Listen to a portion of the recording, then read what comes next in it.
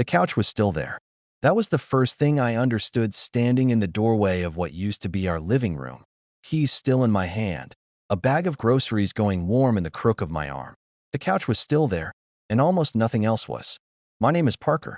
I'm 44, and I've spent 20 years designing buildings that other people live inside of. Buildings I planned down to the smallest measurement, every load path calculated, every room accounted for before a single wall goes up.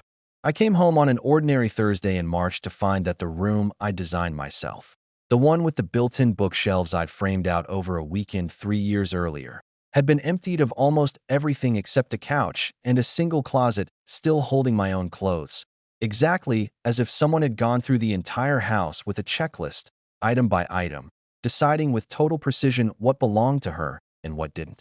I set the groceries down on the kitchen counter, which was also bare now. No fruit bowl, no coffee maker, no cutting board that had lived in that exact spot for a decade, and walked slowly through the rest of the house, room by room, cataloging the absence the way I'd catalog a site inspection. The dining table, gone. Both nightstands from our bedroom, gone, along with her side of the closet entirely, down to the hangers. Harper's old baby pictures that used to line the hallway, gone. The television, gone. Even the rug in the entryway, the one we'd bought together on our honeymoon in Santa Fe, gone. What remained? The couch, too heavy and too plain for her taste even in the best years of our marriage. Something she'd always said she'd replace eventually. And my closet, my clothes still hanging exactly where they'd been that morning, as though she'd made a very specific decision about where the boundary of mine ended and ours began, and had drawn that line with a precision I hadn't known she was capable of. There was a note on the kitchen counter, the one flat surface left in the house, weighted down by nothing more than a single house key. Parker, I should have told you this in person, but I couldn't. Harper and Gran are with me. I'll have my lawyer contact you about everything else. I'm sorry it has to be like this. B. I stood in that kitchen for a long time, reading 4 sentences over and over, trying to make them add up to the size of what had actually happened around me. My children were gone. My furniture was gone.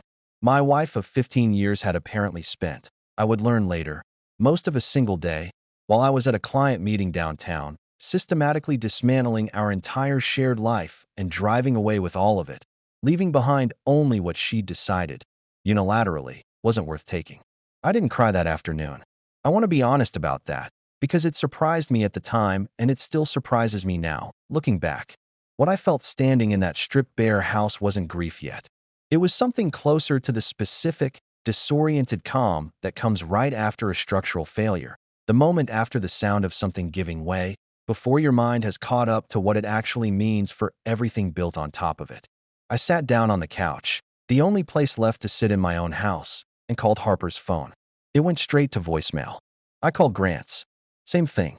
I sat there in the empty living room as the light outside went from afternoon into evening, the groceries still sitting unpacked on the bare kitchen counter, understanding slowly, in pieces, that I had absolutely no idea where my own children were sleeping that night. I didn't know it yet, sitting alone on that couch in a house that no longer looked like the one I'd left that morning, that this wasn't a decision Bianca had made suddenly, in a single reckless afternoon.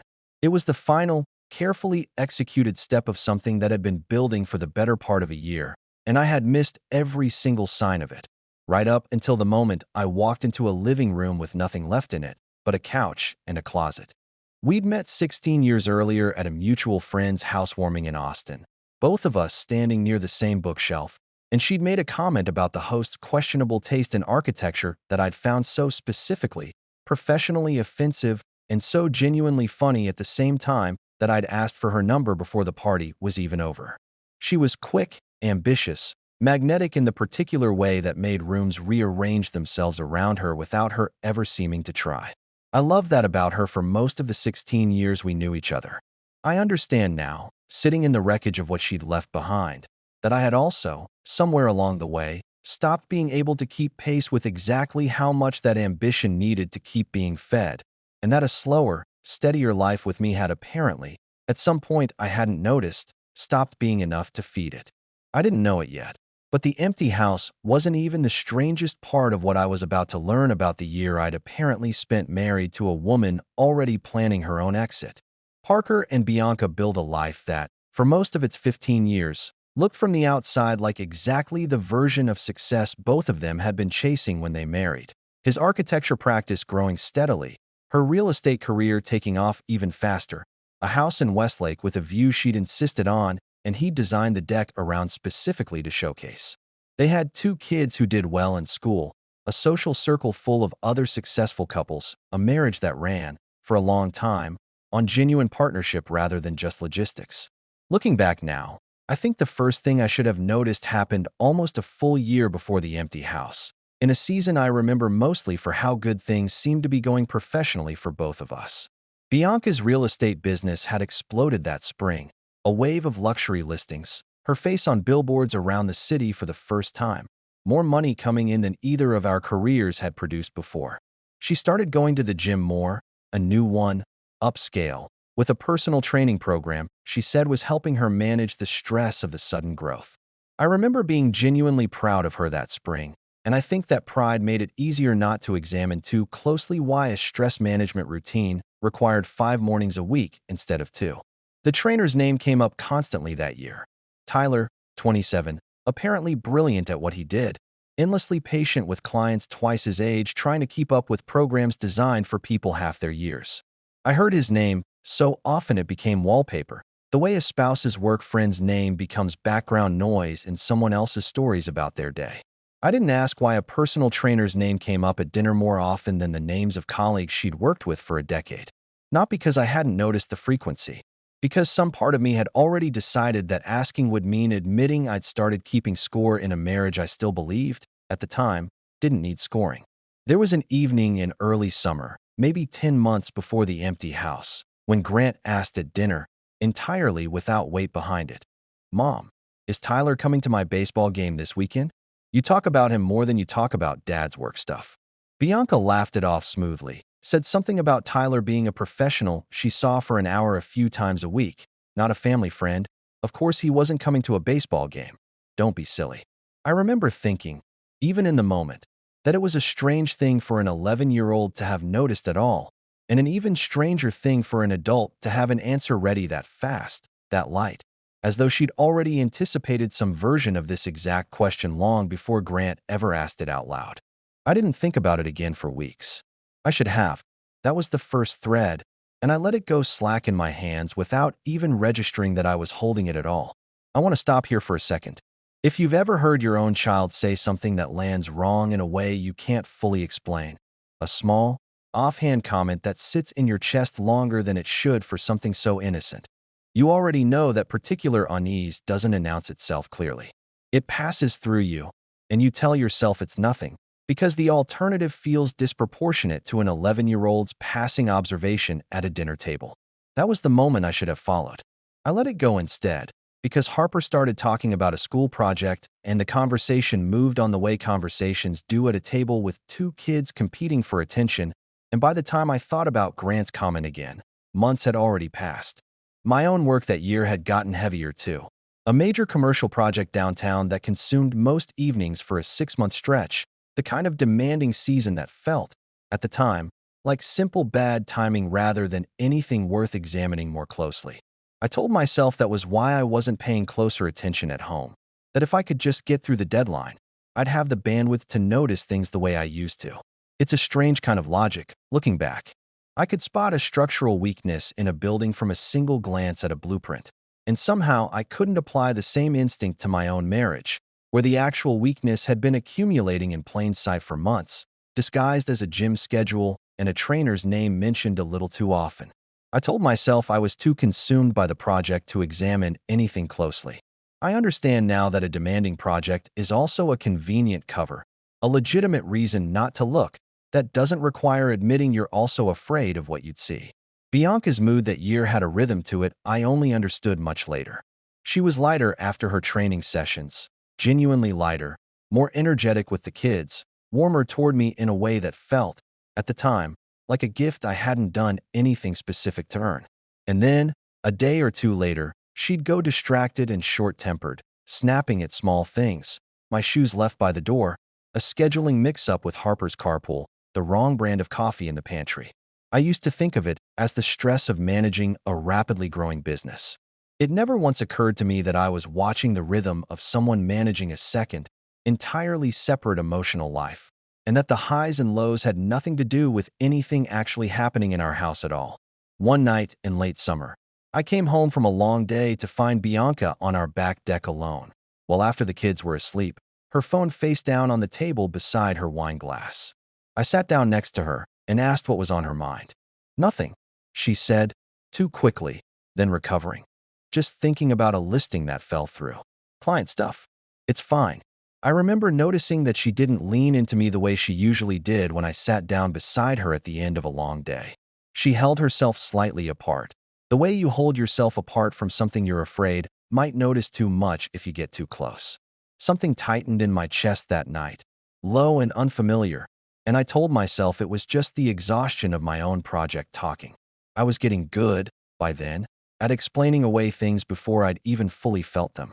The next real crack came from an unexpected source, my own sister, who ran into Bianca having lunch downtown with a much younger man my sister didn't recognize, and mentioned it weeks later, entirely without suspicion, the way you mention any unremarkable thing in passing.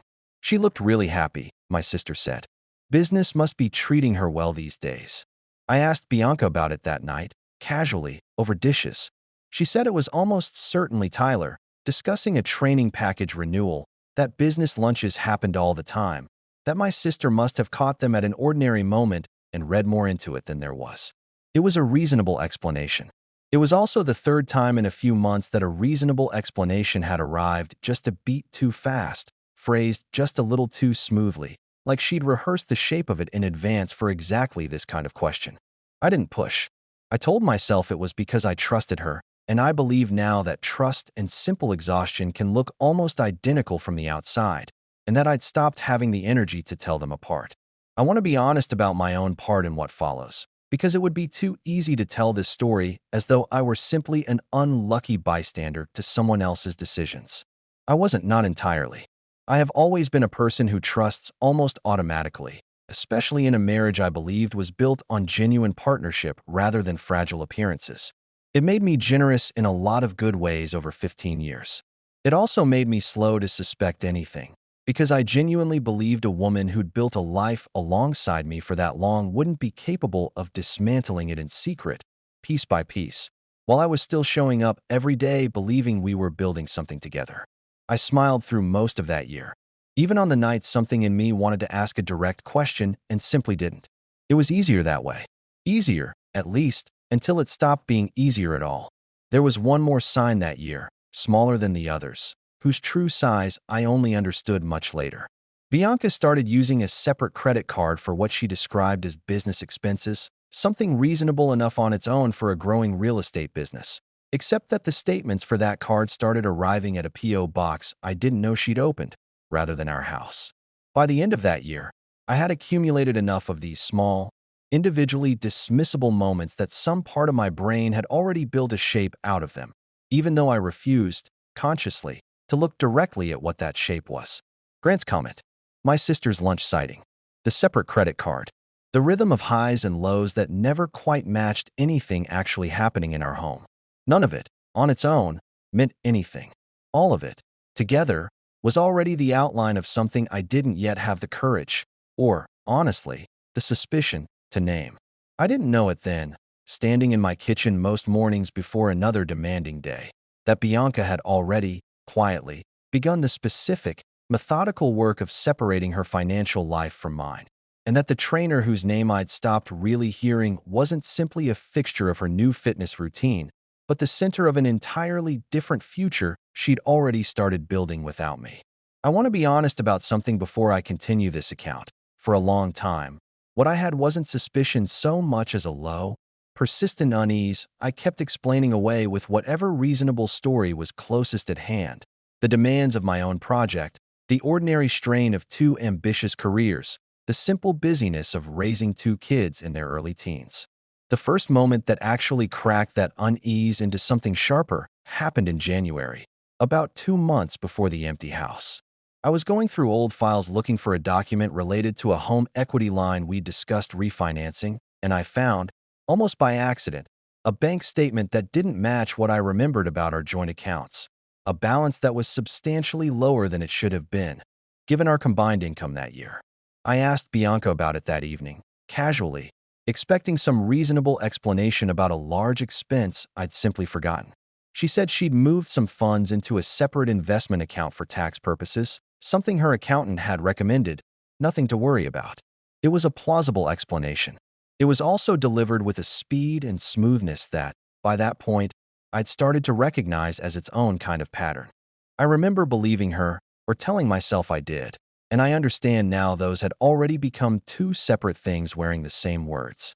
I want to stop here for a second. If you've ever found a piece of paper, a statement, a receipt, a document that quietly told you something your spouse hadn't, you know that particular kind of quiet doesn't leave you right away. It sits in your chest for days, resurfacing at odd moments, a low hum underneath everything else you're doing. I didn't push further that night. I told myself Bianca's explanation was reasonable, that tax planning was a normal part of a growing business, and I let the conversation move on the way conversations do when you're not ready yet for where the next question might lead. The following week, I noticed something else, small, easily dismissible on its own, but it landed differently against everything else I was already quietly carrying. Harper mentioned, offhand, that her mom had been looking at apartments online one afternoon while picking her up from school, something about a friend who needed help finding a place. I didn't think much of it in the moment. It was only weeks later, once everything had come apart, that I understood exactly whose apartment she'd actually been looking at.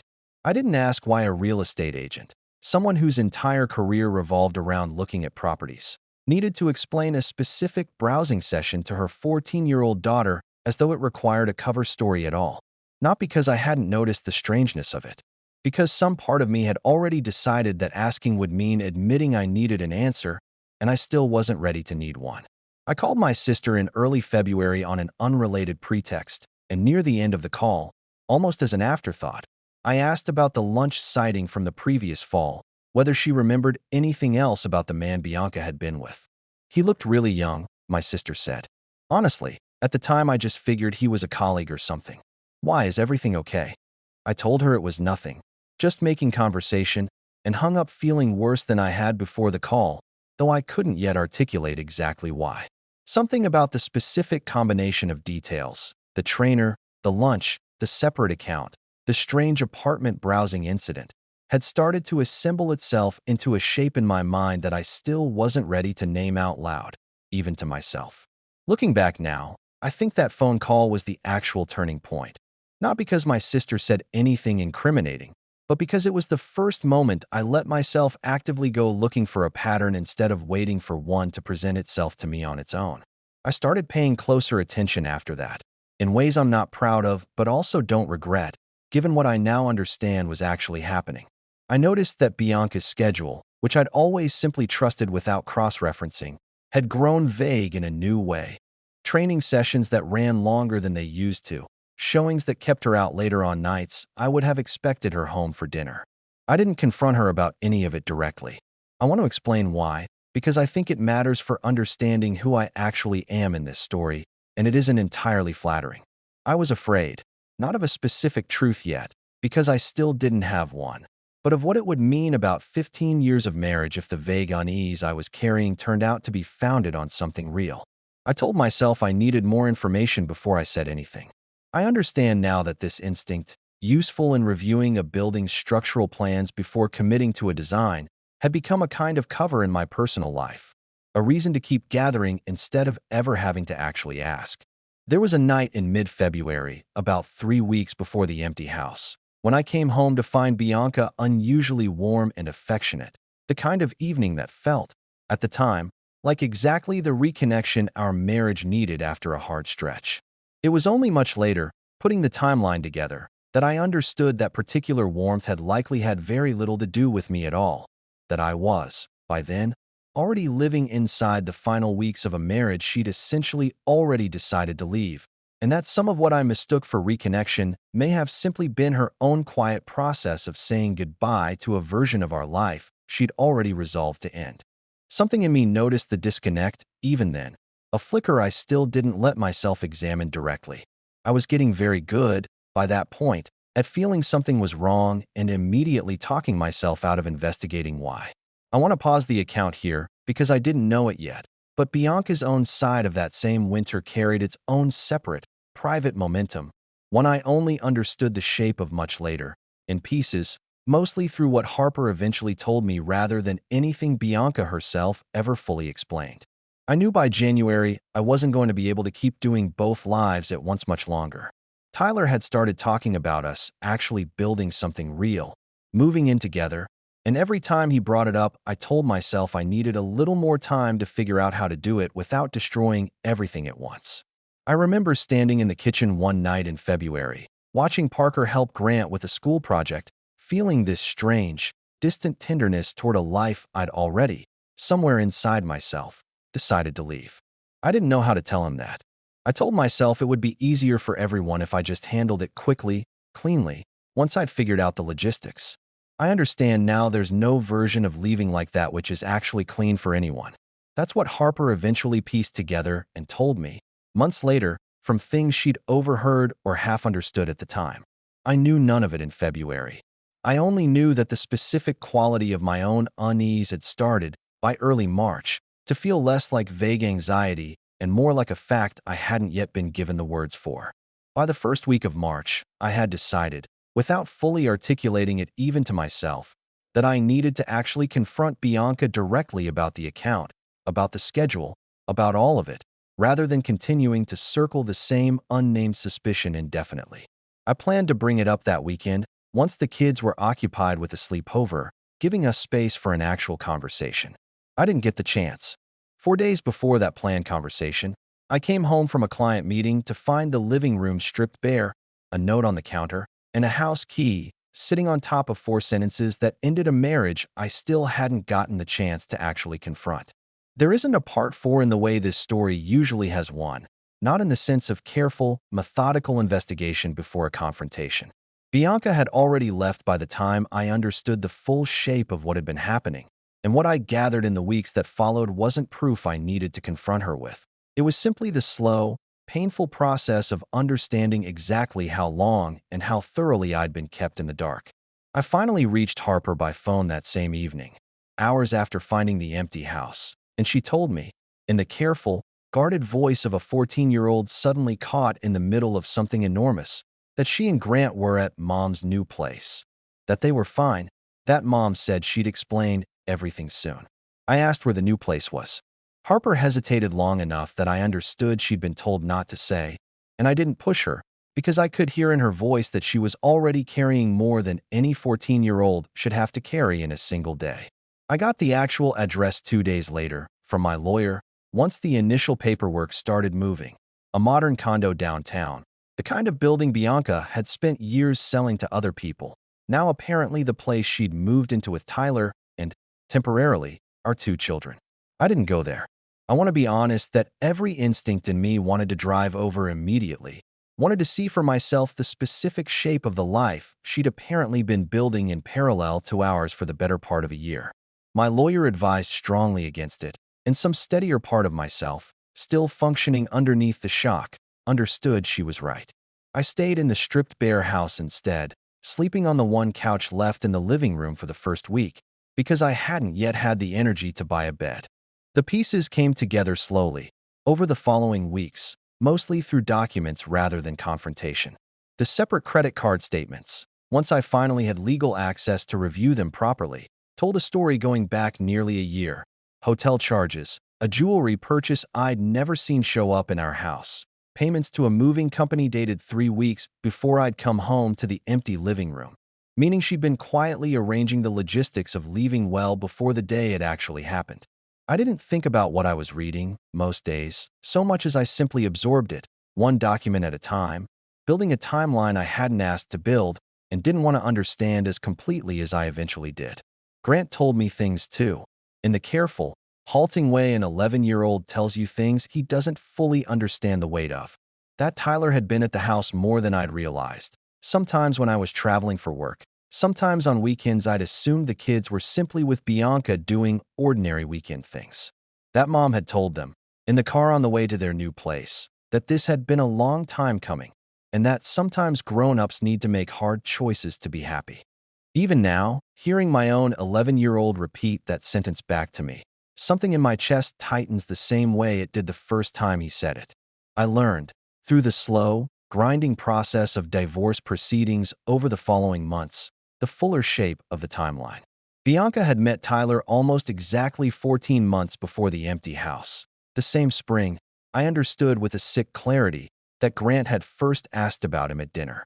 What had started, by her own account in a deposition I wasn't present for but read the transcript of later, as an ordinary client relationship at the gym had become something else within a few months and had been running in careful parallel to our marriage for nearly a year before she finally decided, apparently over a single weekend in early March, that she was ready to leave entirely rather than continue managing both lives at once. The specific mechanics of the leaving, the note, the stripped-bare house, the couch and closet left behind, I understood better once my lawyer explained that Bianca's own attorney had likely advised the approach, a clean, documented departure designed to minimize conflict and establish a clear timeline for the custody arrangement that would follow. It didn't make the experience of walking into that empty living room feel any less like a wound, but it helped me understand, at least, that the specific coldness of the execution hadn't necessarily been personal cruelty so much as strategy, which was, in its own way, almost worse to sit with, because it meant that even in the act of leaving, she had been thinking clearly and carefully about her own interests in a way she apparently hadn't been thinking about mine or the kids at all. I want to pause the account here because I didn't know it yet, but the swiftness of that departure, the completeness of it, the total absence of any warning conversation, was going to matter enormously for how little grace I had left for her by the time any real conversation between us finally happened, months later than either of us probably expected it to.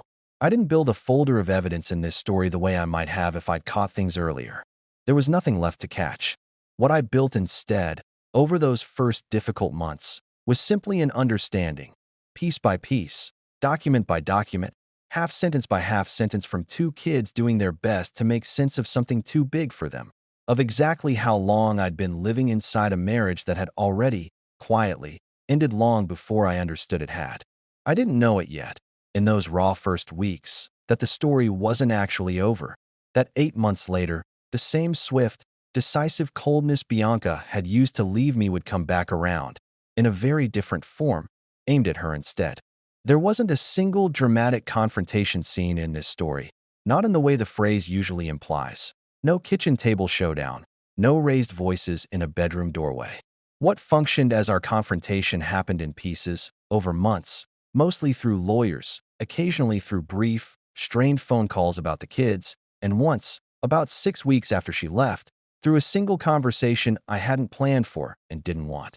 Bianca called me on a Tuesday evening, her voice careful, asking if we could talk without lawyers involved, just the two of us, about the kids' summer schedule. I agreed, mostly because I didn't see a way around it, and we met at a coffee shop halfway between my house and the condo she was apparently still sharing with Tyler. She looked different than I remembered, thinner, tired in a way that didn't match the confident, energetic person I'd watched walk out of our marriage 2 months earlier. We got through the summer schedule logistics efficiently enough, and then, as I stood to leave, she said something I hadn't expected. "I know you probably hate me," she said. "I want you to know I don't have some story where I come out looking good in any of this. I know exactly how it looked, walking into an empty house like that." I sat back down, mostly out of surprise more than any real willingness to extend the conversation further. "Then why do it that way?" I said. "You could have talked to me. 15 years, Parker. We could have had one honest conversation before you disappeared with our kids and left me a couch." She was quiet for a long moment. "I didn't trust myself to have that conversation and still go through with it," she said finally. "I know how that sounds. I'd been trying to leave for months, in my head, and every time I got close to actually saying something to you, I'd lose my nerve, and another week would go by, and Tyler kept telling me I needed to just do it cleanly, all at once, before I talked myself out of it again. So you let a 27-year-old personal trainer plan the end of my marriage," I said, and I heard the anger sharpen in my own voice despite my best effort to stay composed. "That's not fair," she said, though without much conviction behind it. "None of this has been fair," I said. You don't get to sit here and act surprised that I'm angry about how it happened, on top of everything else. We didn't have the extended, cathartic confrontation this kind of story sometimes builds toward. We sat there for another few minutes, mostly in silence, and then she said she needed to go, and I let her, understanding somewhere underneath my own anger that there wasn't actually anything left to say that would change the shape of what had already happened. I didn't hear from her again, outside of necessary logistics, for the next several months. I focused on rebuilding, furnishing the house properly again, room by room, establishing a rhythm with the kids on the custody schedule, slowly finding my footing in a life that looked entirely different than the one I'd woken up inside just months earlier. The next real turn in this story didn't come from anything I did. It came from Harper, 8 months after that Tuesday afternoon in the coffee shop, calling me on a Thursday evening in a voice that told me immediately something had shifted. "Dad," she said, "Mom's outside your house. She's been sitting in her car for like 20 minutes. I think something happened with Tyler." I want to be honest about the specific, complicated thing that moved through me hearing that. Not satisfaction exactly. I don't think I'm a cruel enough person to have felt pure satisfaction at my children's mother sitting alone in a car outside a house she'd once stripped bare. But something closer to a grim, settled clarity. The recognition of a pattern completing itself in a way I hadn't engineered and hadn't asked for. I went to the window. Her car was there, exactly as Harper had said, and after a few more minutes, she got out and walked slowly up the front path, and I opened the door before she could knock. She was crying, openly, in a way I'd genuinely never seen from her in 16 years of knowing her. Not composed tears, not the careful, managed crying I remembered from a handful of arguments over the years, but something raw and undefended. "Tyler left," she said, standing on my porch, mascara streaked down her face. "2 weeks ago. He's already seeing someone else, someone he apparently met months before he even told me it was over. I found out the same way you found out about him, basically. I walked in on something I wasn't supposed to see." I stood in the doorway, my own children's mother crying on the porch of the house she'd once emptied without a word, and I felt something in me that I hadn't expected to feel. Not triumph, and not the forgiveness I think some part of her had hoped might be waiting on the other side of this moment either. Something quieter and more final than either of those. "I don't know what to do," she said. "I don't have anywhere." The condo was his name on the lease, not mine. And "Parker, I know I don't have any right to ask you this, but is there any chance?" "No," I said, before she could finish the sentence, and I said it quietly, without any of the anger I'd carried through the coffee shop conversation months earlier. "You don't get to come back here, Bianca. Not because I want to punish you, because there isn't a version of coming back that makes sense anymore. You made that decision the day you emptied this house and left me a couch." "I know," she said, crying harder now. "I know I don't deserve anything from you. I just didn't know where else to go. You have a sister," I said. "You have parents. I'm sure you'll figure it out. But it's not going to be here." I didn't know it yet, standing in that doorway watching her walk back to her car, that this moment, quiet, undramatic, almost anticlimactic compared to the raw devastation of finding the empty house 8 months earlier, was going to be the actual ending of this story, the moment that finally, completely closed something that had been technically unresolved in me since the day I found the couch and the closet and nothing else. Bianca moved in with her sister in the weeks after that night on my porch, and from what I understood through the kids, spent much of that spring and summer rebuilding a version of her life that looked considerably smaller and less certain than the one she'd apparently been so confident about walking away from 8 months earlier. Her real estate business, which had been thriving the year before, took a real hit. Some of it from the general chaos of the divorce and everything surrounding it. Some of it, Harper told me later, from clients who'd simply stopped calling once word moved through Austin's tightly connected social circles about how the marriage had actually ended. Tyler, for his part, never resurfaced in any meaningful way in this story. He'd left Bianca for someone new within a year of her leaving me, and from what little I heard secondhand, moved on from that relationship too within another few months. A pattern, apparently, more than a singular betrayal, which told me something about the specific kind of man my children's mother had rearranged her entire life around. I finalized the divorce that fall, on terms that were, by then, straightforward. Bianca had already effectively removed herself from most of the financial architecture of our marriage months earlier, and there was little left to contest beyond a custody arrangement we both, to her credit, worked hard to keep amicable for Harper and Grant's sake. Whatever else remained unresolved between us as two people who'd once built a life together. I want to stop here for a second because I think this is worth saying plainly, without dressing it up the way people sometimes do at the end of stories like this.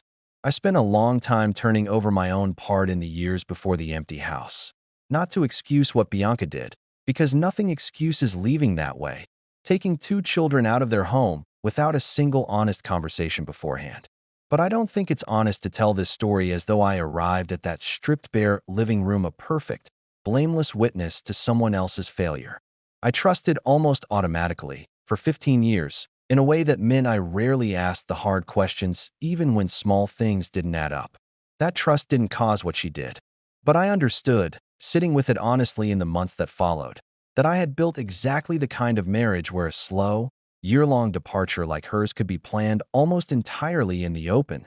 Separate accounts, late nights, a trainer's name mentioned constantly at dinner, without my ever once making it feel necessary, or even normal, for either of us to name out loud that something underneath the surface of our success had already stopped working. I moved through the year after the empty house in stages I didn't fully recognize until I was already past them. Shock first, disorienting in a way that made ordinary tasks, grocery shopping for one, then relearning how to shop for three once the custody schedule settled, feel like they required more effort than they should have. Then something steadier, slowly, built out of the unglamorous daily work of raising two kids largely on my own several nights a week, rebuilding a house one room at a time, learning to sit alone on that same couch, eventually joined by new furniture around it, without the specific, hollow ache that had defined those first weeks. I started sleeping through the night again sometime that summer, months before Bianca ever showed up crying on my porch. I remember noticing it specifically, waking up on an ordinary Saturday and realizing I'd slept 8 full hours without once replaying the image of that stripped-bare living room, the note weighted down by a single key. When she did show up, 8 months later, I understood something clearly, standing in that doorway, that I hadn't fully understood in the raw, early months of the divorce. I hadn't been waiting for that moment, hadn't been holding on to any quiet hope that it would eventually arrive. Some part of me, I think, had genuinely already moved past needing anything from her at all, which was, in its own strange way, the thing that made closing the door on her that night feel less like an act of anger and more like a simple, settled fact about where I actually stood. I could have let her back in that night. Some quieter, more forgiving version of myself might have. I chose not to, not out of cruelty, but out of a clear-eyed understanding that whatever might have been salvageable in the immediate aftermath of that first devastating week had, over 8 months of silence and distance, simply stopped existing as a real possibility at all. I wasn't the same man who'd stood in that stripped-bare living room, calling his children's phones over and over into voicemail. I was steadier now, more myself in ways I hadn't fully appreciated until I'd rebuilt a life without needing her in it at all. The tension I'd carried for months without fully noticing it, the specific, low-grade vigilance of a man still half expecting his own life to fall apart again without warning, had quietly gone, replaced by something that finally, genuinely, felt like peace rather than just the absence of crisis. The most revealing detail in this story isn't the empty living room, and it isn't even Bianca crying on the porch 8 months later.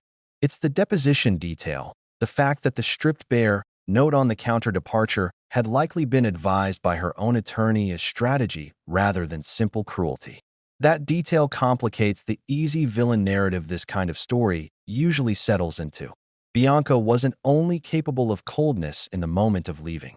She was capable of planning that coldness weeks in advance, methodically, the same skill set she'd built an entire successful career around, turned for the first time against her own family instead of toward it. There's a pattern worth naming here that goes beyond this one marriage. Parker's near-automatic trust and Bianca's slow, methodical planning were not opposite failures so much as two versions of the same avoidance. His willingness to explain away small inconsistencies gave her the exact runway she needed to build an entire second life undetected. Her fluency at smoothing over small inconsistencies meant he never had the specific piece of evidence that might have forced an earlier, more honest conversation. Neither pattern excuses the other, but together they explain how a genuinely successful, 15-year marriage could end this abruptly, with one partner fully blindsided by something the other had been planning for the better part of a year. What Tyler's eventual departure reveals, underneath the surface satisfaction of watching the story complete its own arc, is less about cosmic justice than about pattern recognition arriving too late to matter. Bianca had built her exit around a man whose own history, once she finally understood it, suggested this outcome had been foreseeable from the start, if she'd been willing to look as closely at him as she'd apparently stopped looking at her own marriage. The real lesson isn't that betrayal eventually gets punished. It's that the same blindness that lets someone leave a stable life for an uncertain one rarely disappears just because the destination changes. I think about the note more than almost anything else from that year. 4 sentences, weighted down by a single key, standing in for 15 years of marriage. It's strange what ends up carrying the weight of an entire story. Not a scream, not a slammed door, just a note, and a couch, and a closet still holding exactly what she decided was mine to keep. If there's a warning sign worth naming honestly, it's this. The absence of open conflict in a marriage isn't the same thing as the absence of problems. Sometimes the quietest years are quiet because someone has already stopped bringing anything up at all, not because everything is actually fine. I don't know what I'd tell someone standing in my place, looking at an empty living room for the first time. Maybe just this. The version of yourself that survives something like this isn't the version that gets even, and it isn't the version that forgives everything either. It's just the version that's finally, quietly, done waiting for an explanation that was never going to make any of it make sense.